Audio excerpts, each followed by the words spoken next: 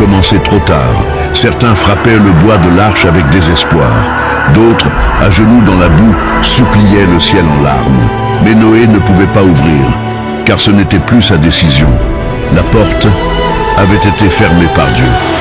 Et si la foi n'était pas un refuge quand tout va bien, mais une folie sacrée quand plus personne ne croit. C'est l'histoire d'un homme qui a travaillé en silence pendant que le monde se moquait, qui a prêché sans micro, sans temple, seulement avec ses mains, son marteau et son obéissance.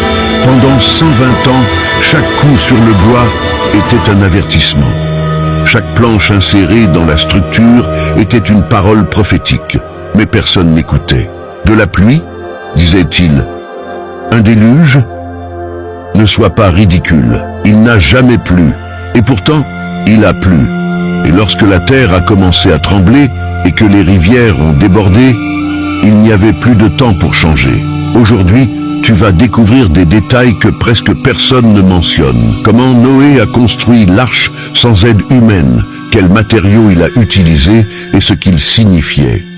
Pourquoi il n'y avait pas de fenêtre latérale? Pourquoi il n'y avait qu'une seule porte? Et ce que tout cela représente pour nous aujourd'hui.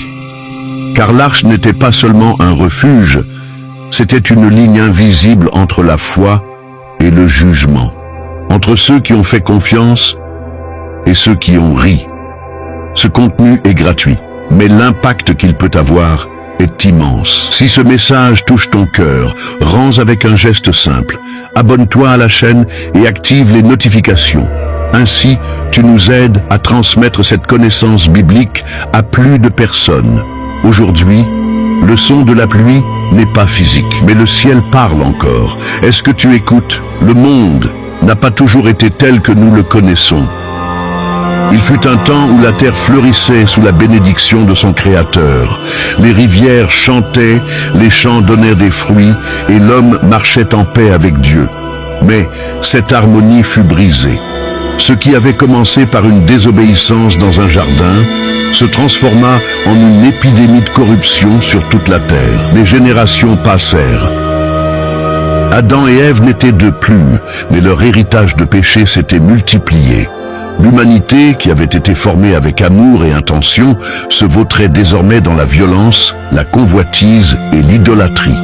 Genèse 6 nous révèle une scène terrifiante. Et Dieu vit que la méchanceté des hommes était grande sur la terre, et que toutes les pensées de leur cœur se portaient chaque jour uniquement vers le mal. Ce n'était pas seulement des actes, c'était le cœur. Une génération qui ne pensait pas à se repentir, mais à perfectionner sa rébellion. Les hommes prenaient pour femmes celles qu'ils voulaient, sans respect ni engagement. Les villes grandissaient, mais pas en justice, en perversion. Des autels étaient érigés à des idoles, des sacrifices étaient offerts à des esprits étrangers. La compassion était vue comme une faiblesse, et l'orgueil comme une vertu. Mais il y avait quelque chose d'encore plus troublant. Les fils de Dieu, une expression qui a suscité bien des débats parmi les érudits, virent que les filles des hommes étaient belles, et ils les prirent. De cette union naquirent les Néphilim, de puissants géants qui remplirent la terre de violence. Qui étaient ces fils de Dieu? Beaucoup croient qu'il s'agissait d'anges déchus, des êtres célestes qui quittèrent la place assignée par Dieu pour se mêler à l'humanité. Ce qui était sacré fut profané. Et alors, l'impensable se produisit. Les cieux se turent. Pendant des générations, Dieu avait parlé par ses serviteurs. Il avait averti, instruit, attendu. Mais maintenant, le jugement commençait à se former dans le silence. Dieu n'agissait pas par impulsion.